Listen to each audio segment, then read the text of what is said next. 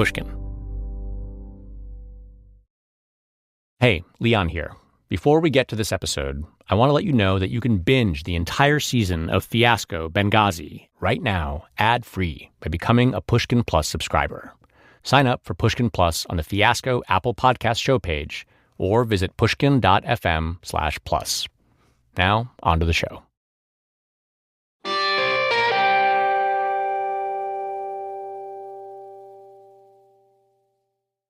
Previously on Fiasco. He's been called the world's #1 terrorist, a madman who exports terrorism around the world. Colonel Muammar Gaddafi. The first time in almost a quarter century, the U.S. has diplomatic ties with Libya. We were sent out there and told just to go find what you can find. Chris Stevens was always willing to open a conversation with people from pretty scary Islamist backgrounds. Nobody demonstrated or protested in Gaddafi's Libya, but they didn't really care anymore. They'd lost everything. Hamis Gaddafi arrived in Houston, Texas on January 20th, 2011. While in town, Hamis, one of Muammar Gaddafi's sons, was scheduled to visit a NASA facility and the port of Houston. There's a photo from the trip in which Hamis can be seen smiling with the chairman of the Houston Port Commission and 10 other men in suits. Hamis was around 30 at the time, and in the photo, he looks sharp, wearing jeans and shiny leather shoes with a sport coat and a simple black necktie. Hamis's visit to Houston was part of a wide-ranging tour of the United States, sponsored by a large American infrastructure firm with business in Libya. According to Hamis's schedule, the trip was to include a VIP tour of Universal Studios and visits to Apple, Google, and Intel. Whether he ended up doing all that, we don't know for sure. Because it wasn't reported on at the time, the specifics of what Hamis actually did in the United States are fuzzy. One of the few people who knows some of the details is Colonel Brian Linville. Hamis went to the United States not as a part of an official government function, per se. Instead, at that time, he was working on his master's degree at a school in Spain and was really interested in the business management aspects of the United States. At the time of Hamis's American safari, Linville was a foreign area officer in the U.S. Army. He was living in Tripoli and serving as a diplomatic liaison to the Libyan military. Foreign area officers like myself refer to ourselves, hyphenated, as soldier diplomats, because it really does incorporate the aspects of both, and you can't separate the two. Linville accompanied Hamis on the part of his trip that was planned in coordination with the Department of Defense.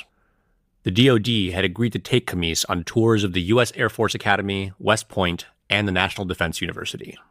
It fell to Linville to escort Hamis to each of those stops.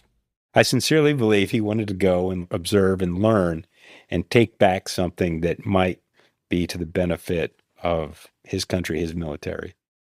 For most of the trip, Hamis tried to keep his identity under wraps. He was extremely hesitant to allow himself to be identified as Gaddafi's son. Everywhere we went, he asked that we introduce him as Captain Hamis, not as Captain Gaddafi. He wanted to disassociate himself from any stigmas that might be associated with that name in the United States. Officials are saying no to Libyan leader Muammar Gaddafi. Does anybody think that Muammar Gaddafi is not a terrorist? This is a man who simply does not accept a responsibility for Libya's terrorist past. Hamis knew that we'd had a rocky past, and his purpose wasn't to make waves or to ruffle any feathers.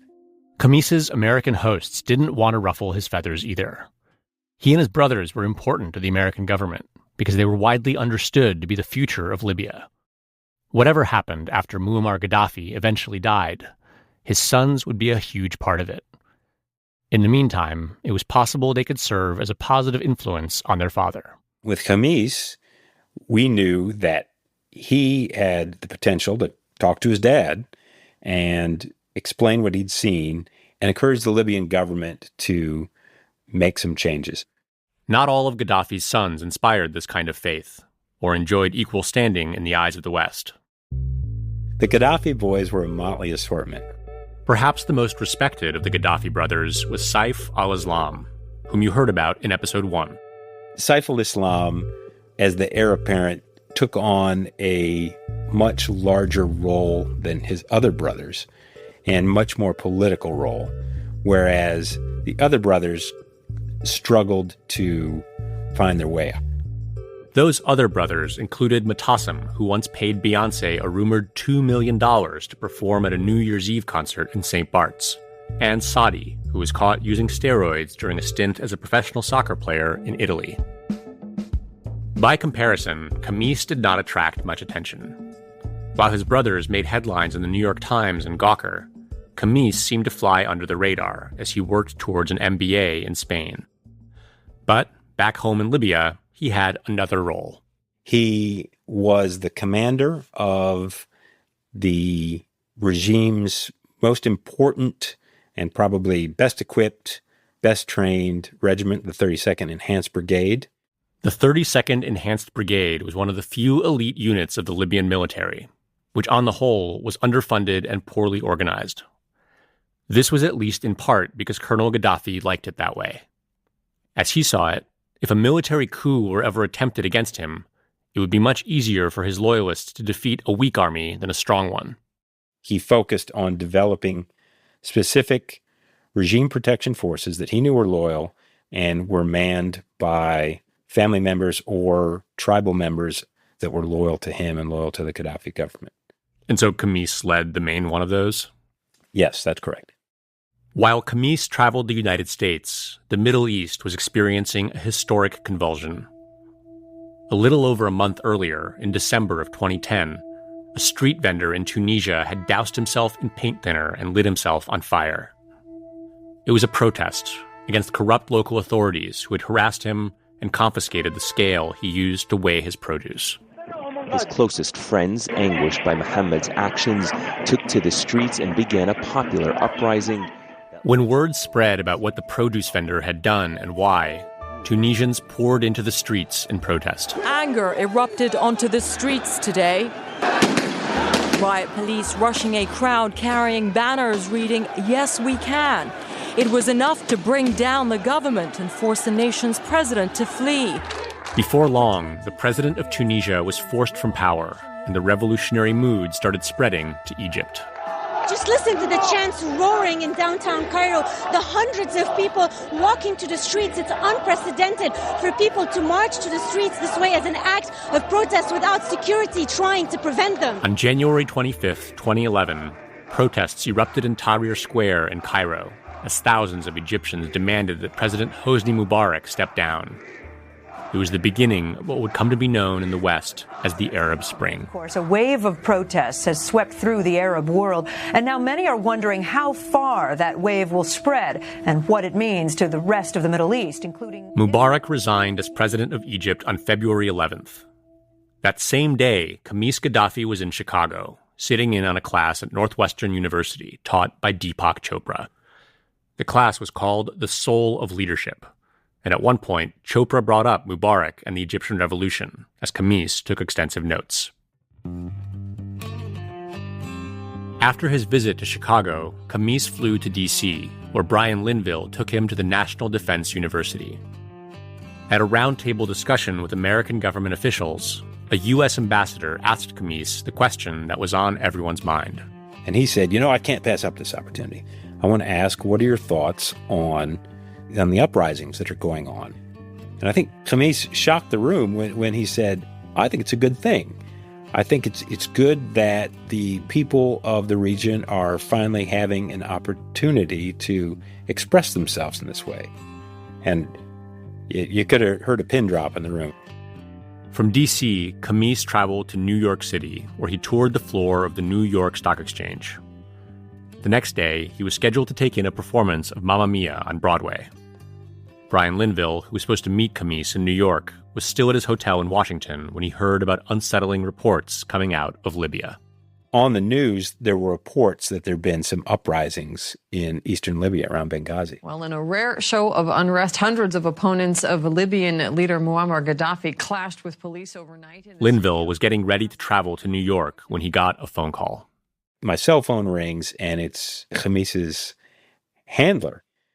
Well, the handler says, hey, Khamis is cutting his trip short, and he's flying back to Libya tonight.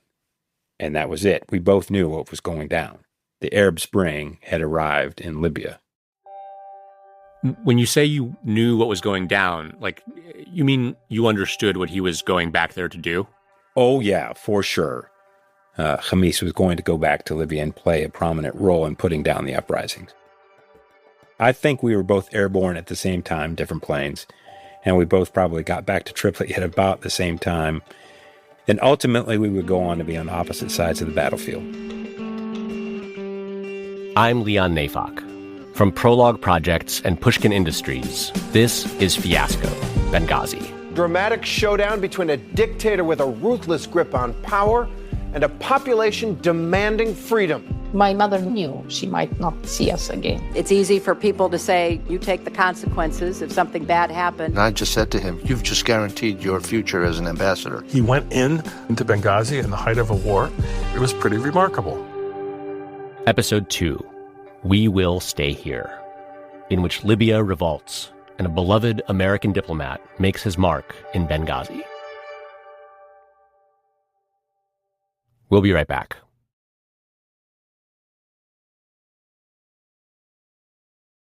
There was a joke that went around in early 2011 that summed up how a lot of Libyans felt at the beginning of the Arab Spring.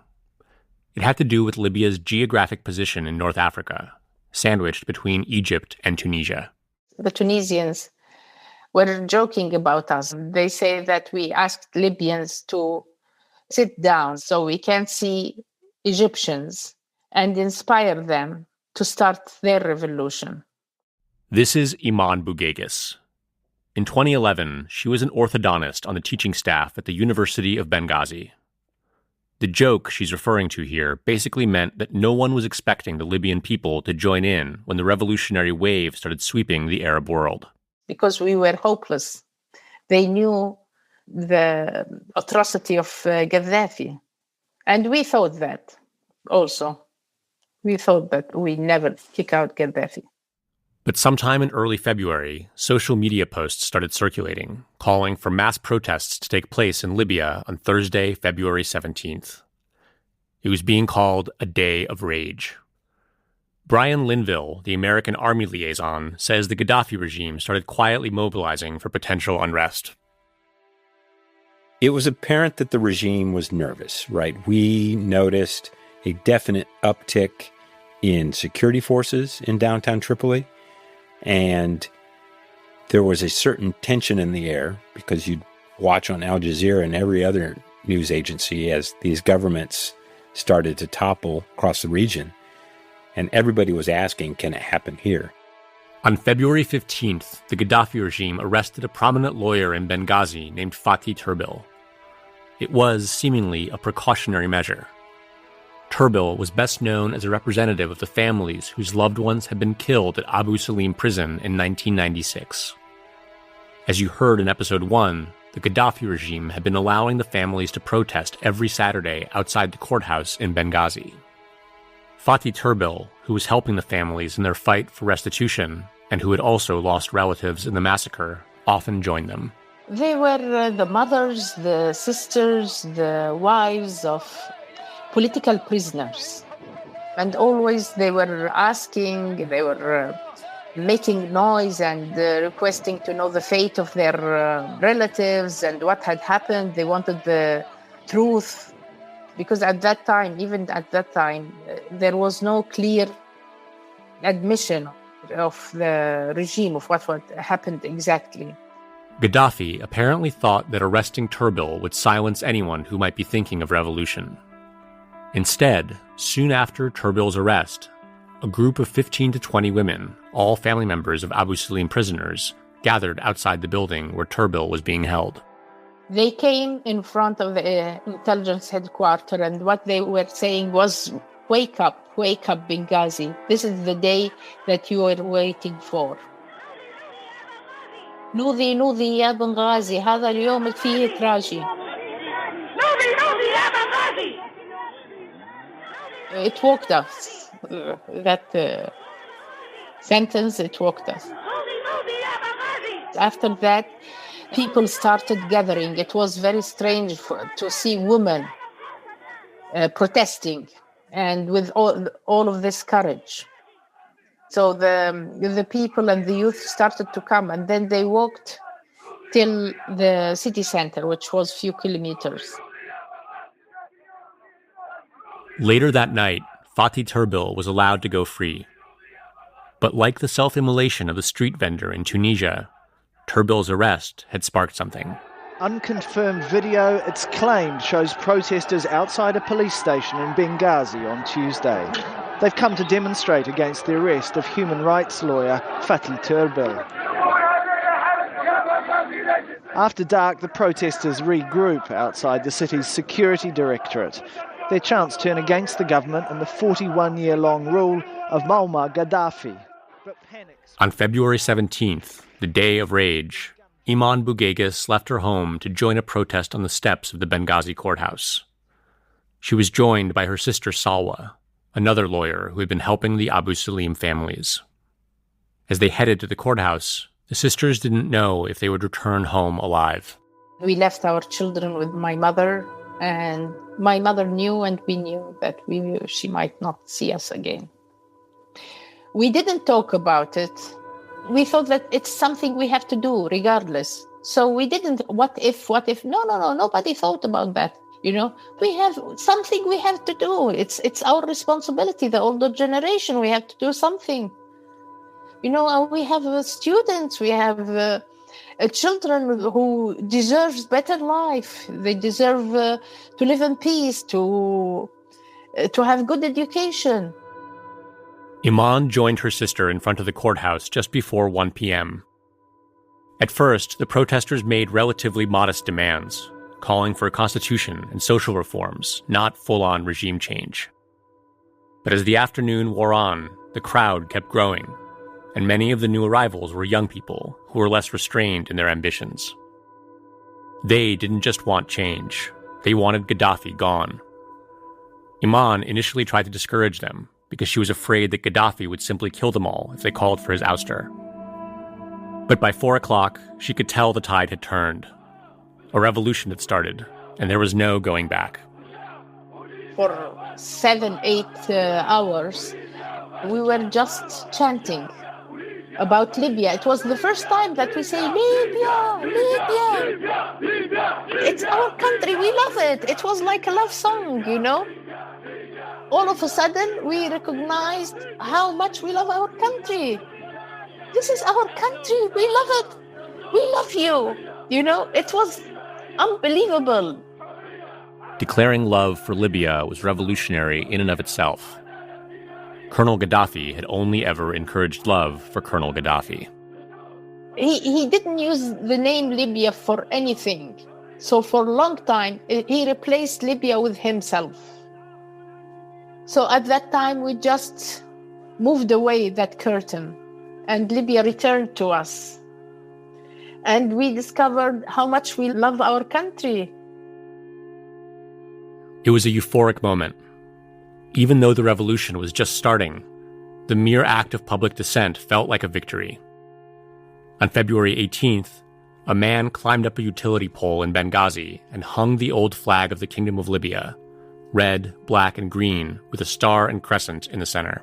We were screaming, you know, it's our flag. It came back to us. Thousands of protesters in Benghazi joined together to sing a protest song called Saufa Nabqa Huna. We will stay here. For the first time, we were singing for our country. And we were saying that we will stay here. Libya will stay here. The unrest wasn't limited to Benghazi. Within a week, protests were occurring throughout Libya. The response from the Gaddafi regime was quick and violent. Dramatic showdown between a dictator with a ruthless grip on power and a population demanding freedom. Gaddafi is lashing back with force and brutality on a scale not yet seen in the revolutions that have been sweeping across the Arab world. Reports of casualties have come from all over the country. Sources suggest Libyan security forces shot and killed demonstrators. With borders closed and telephone and internet jammed, it's impossible to get an accurate picture. But there are reports of massacres by the military. Army attaché Brian Linville returned to Tripoli from his trip with Khamis Gaddafi on February 19th, just 2 days after the Day of Rage. By this point, the uprising had reached the Libyan capital as well. As soon as the sun went down, we could hear outside, like echoing through the streets, this chanting, this low roar, angry people in the streets. Shortly after that, we started hearing gunfire, and that gunfire developed into machine gun fire, and we started seeing tracers shoot across the sky, and the chanting got worse and worse throughout the night. It was all night long, and looking out across the city and hearing all the gunfire, you knew people were dying.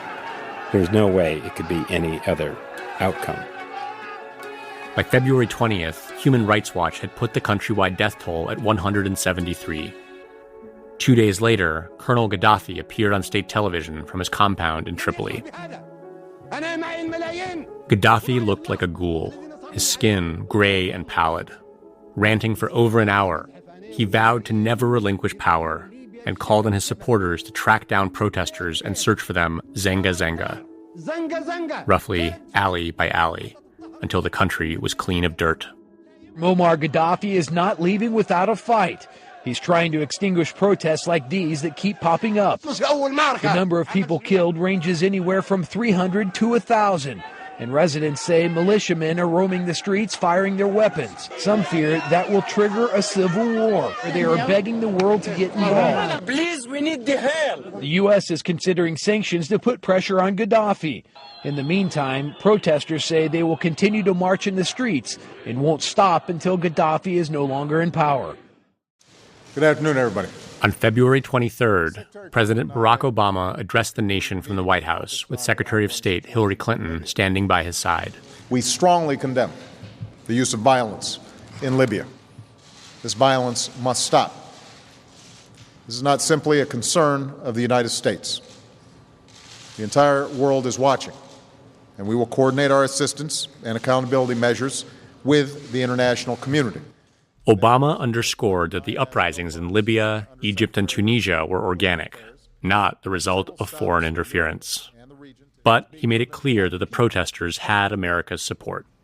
This change doesn't represent the work of the United States or any foreign power. It represents the aspirations of people who are seeking a better life. And throughout this time of transition, the United States will continue to stand up for freedom, stand up for justice, and stand up for the dignity of all people. Thank you very much. Obama's expression of solidarity with the rebels in their fight against Gaddafi masked his reluctance to allow America to be caught in the crossfire. And with violence in Tripoli escalating, the U.S. decided to abandon its embassy and get its diplomats out of Libya. The day after Obama's address, the 19 staffers still working out of the embassy in Tripoli, including Brian Linville, were tasked with destroying everything so that sensitive information didn't wind up in the wrong hands. One of Linville's deputies showed him what to do. He's like, all right, sir, take this sledgehammer, take that computer, hit it there, and there, put a hole there, put a hole there, put a hole there, and then come back and see me. There was a whole embassy's worth of computers and other equipment that needed destroying. The full destruction took all night. I think the sun was coming up when I was able to crawl into my office and lie on the floor for a few hours to catch a little bit of sleep. After that, it was time to go. Before leaving, Linville and his deputy brought down the embassy's American flag. They folded it and tucked it away safely. Then, they lined up their convoy and drove to the airport.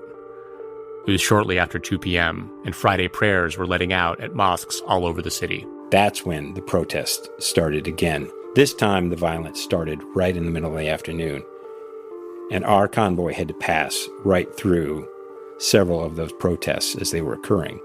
We had gunfire going off within a few feet of our car as they were engaging these protesters.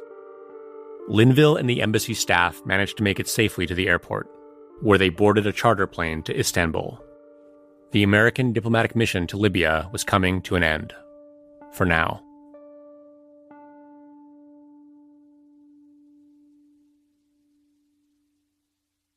By mid-March, less than a month after the Libyan revolution began, the U.S. had frozen more than $30 billion in assets belonging to Gaddafi and 4 of his kids, including Khamis. But the Libyan rebels wanted more from the West than just economic sanctions. They wanted firepower. While Colonel Gaddafi publicly insisted that al-Qaeda was to blame for the unrest and that casualties were at most 200, France, the UK, and the Arab League pressured the U.S. to join them in a military intervention. When Secretary of State Clinton arrived in Paris for meetings with the G8, the question of what to do about Libya followed her there. The secretary starts her week in Paris, facing international pressure for a Libyan no-fly zone. Clinton has been skeptical, saying even with international backing, it's the U.S. that takes all the risks. It's easy for people to say, do this, do that, and then they turn and say, okay, U.S., go do it. You take the consequences if something bad happened. It was decided that while she was in Paris, Clinton would meet with a representative of what the Libyan rebels were calling the Transitional National Council, or the TNC. It was basically a temporary de facto government whose leaders were trying to replace Gaddafi. For Secretary Clinton, it's a trip to the great unknown. She will meet the Libyan opposition this week, although what the U.S. might offer and which rebel leaders she should see has the State Department working overtime. Because we know that there are some with whom we'd want to be allied and others with whom we would not. There was no real appetite on the U.S. part to enter into the Libyan fray at that particular point. This is Jean Kretz, the U.S. ambassador to Libya at the time of the revolution. As ambassador, Kretz was responsible for making contact with the leaders of the TNC and sizing them up. As Kretz explains it now, one big fear at the State Department was that the rebel coalition would include too many radical Islamists. That in addition to people like Iman Bougaygis, who wanted to build a democracy, there was also a large constituency of ultra-conservative, anti-American Muslims who wanted to impose strict Sharia law in Libya. I had been sent to find out exactly who these people were. Was this a real uprising, or was it, as Gaddafi and his minions were claiming, a jihadist plot that America would regret? My view after meeting people from the TNC and what they were doing was that it was a legitimate national uprising, which probably included jihadist elements by virtue of the fact that they existed. One of Kretz's contacts within the TNC was a man in his late 50s named Mahmoud Jibril, the foreign minister for the transitional government. Jibril had a PhD in political science from the University of Pittsburgh, and he spoke English fluently. Here he is speaking in a 2012 documentary. We were racing with time, with my colleagues all over the place, and the meeting with Madame Clinton was very crucial. Ambassador Kretz arranged a meeting between Jibril, Clinton, and one of his colleagues from the State Department who had just been named special envoy to the transitional government. His name was Christopher Stevens. Clinton, Kretz, and Stevens sat down with Jibril in a hotel suite overlooking the Tuileries Garden. In her memoir, Hard Choices, Clinton writes that she could see the Eiffel Tower from her window as Jibril made the argument for American intervention in Libya. He laid out the case for why America, leader of the world's democracies, should look on this situation and see that there were elements that very much coincided with what America's interests in the world were and what American values were. The meeting lasted just 45 minutes, but by the end, Clinton seemed convinced that Jibril and his fellow rebels were trustworthy and sincere. I think the meeting was one of the first times that the U.S., in the guise of the secretary, was able to meet and put a face to the revolution and to see that these were not wild-eyed jihadists, and that, in fact, they were really people committed to setting up a democratic country. And the meeting with Jibril then was the one that I think that at least helped convince the secretary that our participation in this reaction against Gaddafi was justifiable. And then the president made the decision a few days later, I believe. On March 15th, Obama called his national security team together for a meeting in the White House Situation Room. Clinton, who was conferencing in from Paris, told the president she supported intervention, but Obama wasn't yet convinced. American forces are already stretched thin with the conflicts in Iraq and Afghanistan. If we get preoccupied and bogged down in Afghanistan, Iraq, and now Libya, we're not going to have much left. Obama was hesitant to put American troops on the ground in yet another faraway country. It's called war fatigue. Afghanistan, that war is very unpopular. The American people hate being stuck in another third world country over there. We're stuck in two of them now. It's easy to blow the trumpets. It's hard to end the war. But Iraq and Afghanistan were not the only reference points on people's minds. You can't have another Sudan. You can't have another Rwanda. You could have another Rwandan genocide on your hands in Libya if you don't do something. Susan Rice, Obama's ambassador to the United Nations, had worked in the Clinton administration during the Rwanda crisis. And she was adamant that in the case of Libya, U.S. intervention was necessary to prevent a slaughter. Let's remember, President Clinton, in reflecting on his presidency, said his greatest regret was not acting sooner in Rwanda. At this point, Qamis Gaddafi's 32nd Brigade had arrived at Misrata, the third largest city in Libya, and the only rebel stronghold in the western part of the country. Rebel commanders in Misrata pleaded for NATO's help as Qamis's troops encircled the city. Meanwhile, in the east, other brigades were marching towards Benghazi. It was clear they outnumbered and outgunned the rebels, most of whom were ordinary citizens with little to no military training. Iman Bougueghis again. We could see the smoke of Gaddafi's convoy coming. It was obvious that something is coming, death is coming. We welcomed the international intervention. We didn't have any other option. It was a survival. Tonight, things are at a turning point, and Colonel Gaddafi could face international intervention. Earlier today, he took to the radio to warn the opposition in Benghazi of a looming offensive. We are coming, he said. We are looking for the traitors and shall have no mercy nor compassion. With Gaddafi's forces approaching Benghazi, the U.S. needed to make a decision before it was too late. And so Obama agreed to a kind of compromise. The U.S. would participate in the intervention, but only as part of a collective effort that would be led by other countries, namely the U.K. and France. Later, one of Obama's advisors would describe the arrangement as leading from behind. The point was that the U.S. would not be responsible for whatever came next in Libya. It would have to be someone else's problem.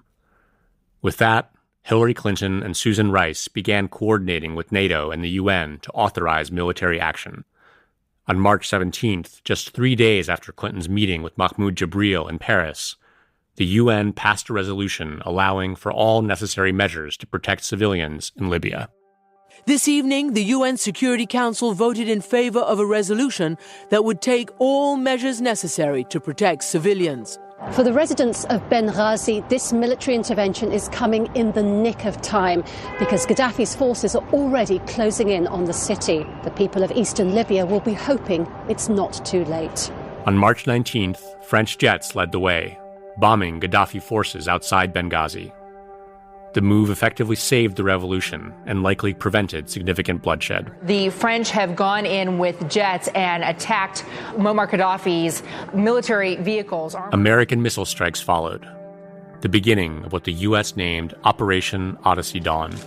Today, I authorize the armed forces of the United States to begin a limited military action in Libya in support of an international effort to protect Libyan civilians. In his televised address announcing the airstrikes against Gaddafi, Obama emphasized that the United States was not acting alone. Make no mistake, today we are part of a broad coalition, we are answering the calls of a threatened people, and we are acting in the interests of the United States and the world. Thank you very much. Did you feel relieved when you heard that the intervention had happened? Did it lift the pressure?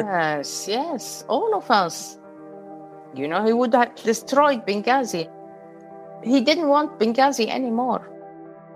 What did you feel when you heard that it was done, that the convoy was destroyed? Big relief. We went after that and we saw the convoy destroyed. Burned tanks, burned military cars, a lot. It was a very long convoy. But also, we knew many people who died.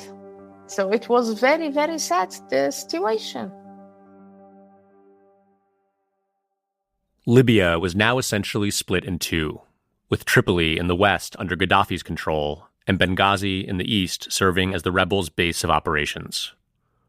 But with American diplomats out of the country and Obama's strict no-boots-on-the-ground policy, intelligence on what the rebels were actually doing was hard to come by.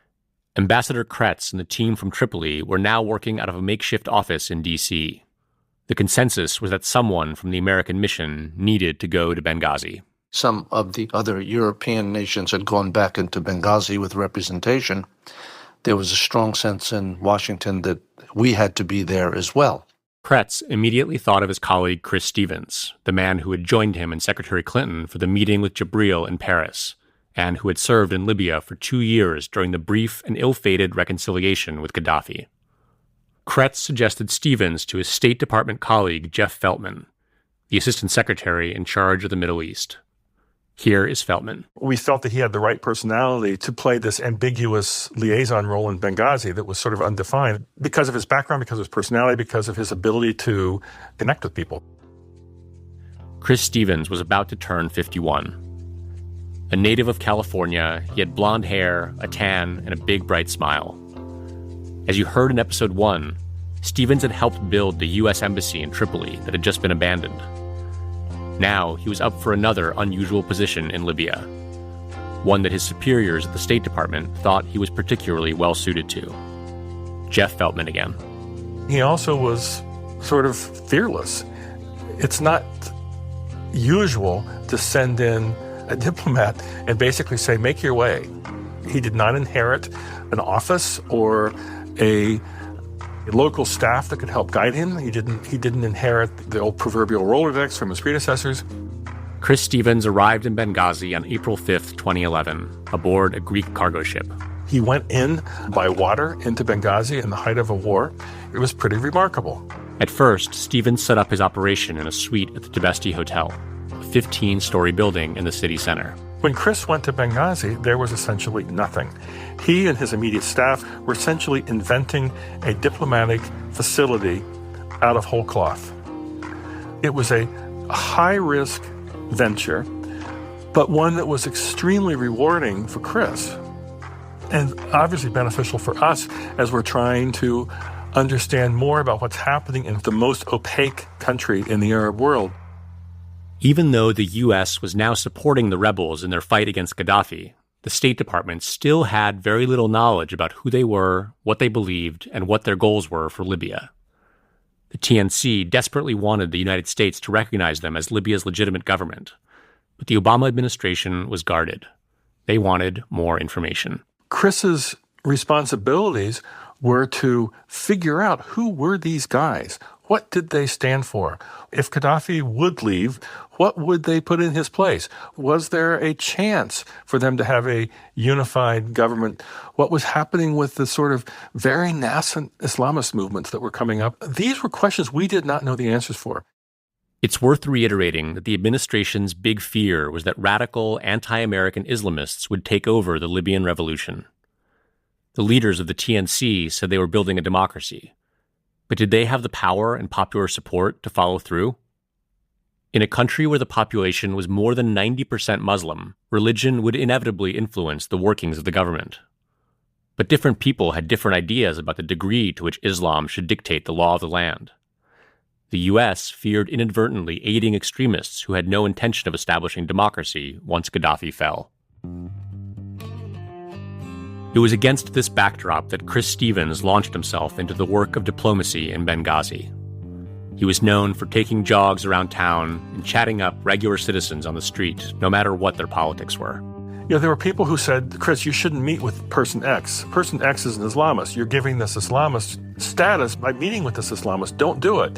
Chris would push back and insist on meeting with anyone who might have the ability to influence the direction Libya moves in the future. So I don't think he was naive, but he did try to embrace a very wide spectrum of Libyan contacts.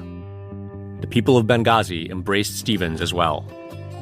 When the U.S. killed Osama bin Laden in May of 2011, locals stopped Stevens in the street to congratulate him and said they hoped Gaddafi would be next. Still, when Jeff Feltman from the State Department visited Benghazi that spring, he was shaken by the precarious conditions in which Stevens and his team were working. I was very worried about his security. The doors to his suite were plate glass. So you had these two big glass doors with handles, and the way you closed that suite at night when Chris and his team would go to bed was you put a chain with a key lock on it. That horrified me. Near the end of the summer, the State Department leased a compound of villas in Benghazi and moved the American mission out of the Tibesti Hotel. Guards were hired and vehicle screenings were arranged in an effort to secure the property, but the Americans were not allowed to do much to physically fortify it. And because it was a temporary facility, not an official embassy or consulate, it didn't have to meet the State Department's typical security standards. Chris Stevens didn't want to stay holed up in a bunker anyway. He wanted to be out meeting people where they lived. Again, former Libya ambassador Gene Kretz. We both believed that we needed some flexibility in terms of the way we were allowed to operate. We were not cowboys, believe me, but we wanted to do our job. And we thought that we had the ground knowledge to determine what was an acceptable risk for us and what was not.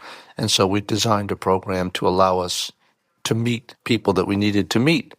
And I think Chris certainly shared that view and certainly practiced it to the extent that he could while he was in Benghazi. Hello, good afternoon. I'm Chris Stevens. I got in from Benghazi a couple of days ago. On August 2nd, 2011, Stevens was briefly back in the U.S. to provide an update on what he had learned about the TNC during his time in Benghazi. By then, it had been almost 6 months since the revolution started. But as Stevens told reporters, there was no indication that Gaddafi was going to step down or leave Tripoli. At this point, what is your sense of how much longer the sort of conflict is likely to go on before Gaddafi leaves? I mean, 3 months, 6 months, a year?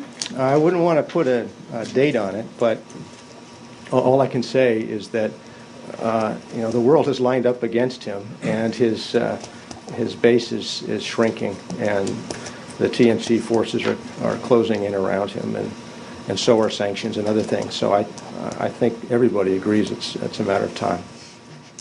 Later that month, the rebels took Tripoli, and Gaddafi had no choice but to flee. Libyan leader Muammar Gaddafi's defenses are collapsing and his regime appears to be crumbling fast. According to a rebel leader, the unit in charge of protecting Gaddafi and Tripoli has surrendered and joined the revolt, allowing the opposition force to move into Tripoli. In Gaddafi's absence, rebels breached his compound, set fire to his tent, and carried off souvenirs, including thick gold jewelry and a green golf cart. They also raided Gaddafi's stash of weapons. The next day, rebels busted the locks of the blue cast-iron doors of the Abu Salim prison in Tripoli and set the remaining inmates free. The rebels went cell to cell, breaking the locks with hammers until the prison was an empty shell. After their release, more than 100 former prisoners found their way back home to Benghazi. Just 6 months earlier, Colonel Gaddafi's son, Khamis, had been in Chicago sitting in on lectures by Deepak Chopra. Now, the senior rebel commander telling CNN Gaddafi's son, Khamis, is dead. The military commander is said to have died during a battle in northwest Libya. A man claiming to be one of Khamis's bodyguards told reporters that Gaddafi's son had been killed in a NATO airstrike. Brian Linville, who had accompanied Khamis during his U.S. visit, wasn't sure how to feel about the news. Sadness isn't the right term, but maybe disappointment, because when I knew him up to that point of early February, his unit had not committed atrocities. He didn't have blood on his hands.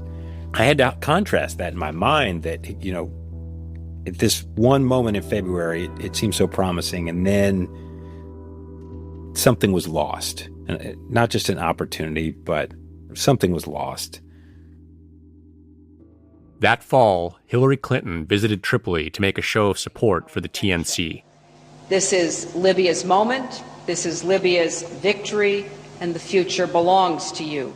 During her trip, Clinton toured the new U.S. Embassy. In her memoir, she wrote that she heard gunshots in the distance and wondered if it was fighting or celebration. The embassy staff seemed quite used to it by now, she wrote. 2 days later, on October 20th, Clinton was in Kabul, Afghanistan, and during a break from a taped interview, she was handed a BlackBerry. Wow. Huh. Unconfirmed. Unconfirmed. Yeah. Unconfirmed. No. Unconfirmed reports about Gaddafi being captured. Really? Unconfirmed. Yeah. We've had too many. We've had a bunch of those before. We've had, have had him captured a couple of times. Then it became official. Muammar Gaddafi was dead. Yes, we came, we saw, he died. Did it have anything to do with your visit? No. Oh, I'm sure it did. Almost immediately, cell phone footage emerged of Gaddafi being beaten by his captors. Word spread that he had been tortured and sodomized and shot in the head. Afterwards, his body was taken to a meat locker where Libyans took photos of his corpse. Again, the State Department's Jeff Feltman. I mean, there was a sense of horror at how he was killed. These were not the sorts of methods that the TNC had said that they would be using to bring to accountability members of the former regime. But there was also a sense of relief that it would probably be harder to have a sustained insurrection against the change in Libya. Iman Bugaigas, the Libyan orthodontist turned revolutionary, had mixed emotions too. It was a relief that, okay, that's it. Our country is liberated, and it was a heavy price, but what happened after that to him? It was sad, but what he was doing and what he was implanting of hate and revenge, and it happened to him. There was no other way, he forced that. He didn't want to surrender. He didn't want to leave the country. What did you think would happen next?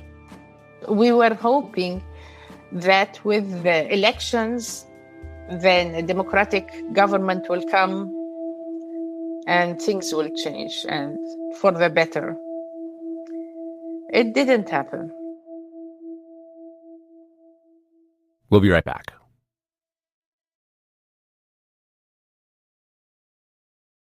Six months after the uprising against Muammar Gaddafi, Libya is flooded with weapons and faces a potential power vacuum.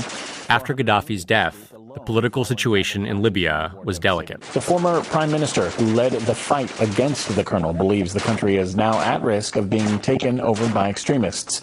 Mahmoud Jibril also says it's the result of NATO abandoning Libya after the former regime was toppled. After the regime fell down, most of the Western countries felt that their mission has been accomplished. They neglect the fact that Libya is a stateless society. Any political vacuum can be filled by anybody, and it's a fertile soil, for extremism to grow. That was the state of play Chris Stevens inherited in May of 2012, when he was confirmed as the new U.S. ambassador to post-Gaddafi Libya. Assalamu alaikum. My name is Chris Stevens, and I'm the new U.S. ambassador to Libya. In a video posted to the embassy's YouTube account, Stevens expressed hope that the U.S. could help Libya achieve democracy. Standing on a roof with a view of Washington, D.C. behind him, he invited Libyans to imagine a better future. Over my shoulder here, you can see the U.S. Capitol building. In that building, 535 elected representatives from every corner of America come together to debate the issues of the day. They are men and women from every religious, ethnic, and family background. I look forward to watching Libya develop equally strong institutions of government. Libyans were anxious to get their new government going too, and elections for the new General National Congress were set for July 7th, 2012. As the date approached, some Americans, as well as liberal-minded Libyans, feared that strict, ultra-conservative Islamists would take a majority in the new government. There was something else on their minds, too. Militias. For a year and a half, militia groups had fought together to defeat Gaddafi. Now that their common enemy was gone, they were almost like gangs, each one vying to control their turf. Hospitals, airports, even oil fields fell under the control of various militias. And because the new leadership of Libya needed time to rebuild a formal military and police force, the TNC essentially put the militias in charge of security, even putting them on the public payroll. Here again is former Assistant Secretary of State Jeff Feltman. We knew that we did not know enough about the militias. We still thought that with the proper support, that the civilian leadership would be able to knit this back together. The problem was the militias all had different interests, different loyalties, different ideologies. And thanks to the TNC, they were all flush with money as well as guns that had been taken from Gaddafi's armories. For foreigners, it added up to a simmering sense of danger in Benghazi. And on June 6, 2012, that danger revealed itself when the American diplomatic compound was targeted with a homemade bomb. One evening, somebody placed a bomb outside an exterior wall of the compound and blew probably a man-sized hole in it. Colonel Brian Linville again. And, of course, we took this very seriously. And the embassy team huddled to talk about it. Ambassador Stevens, now based in Tripoli, gathered his team for an emergency meeting to discuss the attack. Stevens made it clear he felt strongly that the U.S. needed people in Benghazi, despite the apparent risks. You can't understand the story of Libya if you don't know what's going on in Benghazi. And Chris knew that if we shut down operations in Benghazi, we would be blind. We missed the commencement of the Libyan revolution because we didn't have a presence in Benghazi. We didn't know what was going on there. And I know Chris was loath to give that up because it would have crippled our ability to understand the Libyan story. If we gave up on Benghazi, we were giving up on Libya. He didn't want to do that. Not everyone at the embassy agreed with Stevens. There were voices of dissent saying that this is too much, we need to get out. But the prevailing voice was that we would try to stick it out and, as best we could, address the security situation. It wasn't like we did nothing. Stevens wanted to keep the Benghazi mission open despite the security risks. He knew that in addition to the homemade bomb, there had been an attack on a UN official's convoy and another on a Red Cross building. In fact, Stevens had flagged the increase in violence in his communications with D.C. Stevens also took steps to fortify the Benghazi compound. He deployed security officers from Tripoli to figure out ways the mission could be better protected. And he talked with Libyan authorities about increasing the presence of the militia that had been hired to help guard the compound. They were called the February 17th Martyrs Brigade, named after the day the Libyan revolution started. He didn't ignore the threat by any stretch of the imagination, but he tried to mitigate it instead of avoiding it altogether and pulling out. You know, in retrospect, that would have been our moment to shut down operations in Benghazi. The warning signs kept coming. Shortly after the bomb attack at the compound, a parade of trucks drove through Benghazi flying black flags. It was a rally of at least 15 different militia groups demanding that the new Libyan government be based on Sharia law. What are you marching for today? What are you protesting for? We need Sharia law to kill the kuffar. To kill the infidels. Yes. After Tahkim Sharia. 1 month after that Islamist rally, Libyans voted in their country's first free election since Gaddafi's death. The State Department considered it a success, with 62% of the eligible population turning out to vote, and the vast majority of polling places reporting no incidents of violence. This is what all of the fighting in Libya was about last year, not just the removal of Gaddafi, but the chance to choose a democratically elected government. Despite predictions of an Islamist victory, Mahmoud Jibril's party dramatically outperformed more conservative parties in what was considered a landslide for the moderates. It's a turning point in the history of Libya. Most people in Libya are savouring their new democratic rights. The many challenges ahead about what exactly they're going to do with them can wait until after the election party. It was about 2 months later, in September of 2012, that Ambassador Chris Stevens decided to leave the U.S. Embassy in Tripoli and visit Benghazi. Stevens would arrive on Monday, September 10th, and he would have several days of meetings with the Benghazi City Council and various business leaders. Stevens planned the trip despite warnings from the head diplomatic security agent in Tripoli, who was concerned about the escalating violence and tension in Benghazi.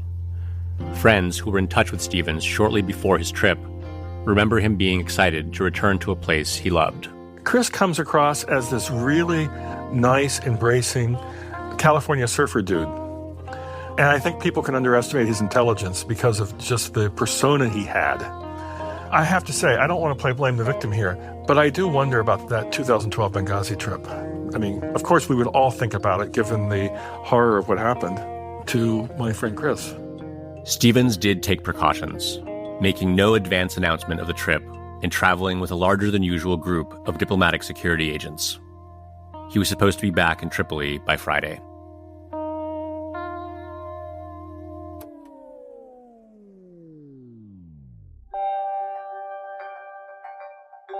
On the next episode of Fiasco, Chris Stevens' trip to Benghazi is halted by violence and tragedy.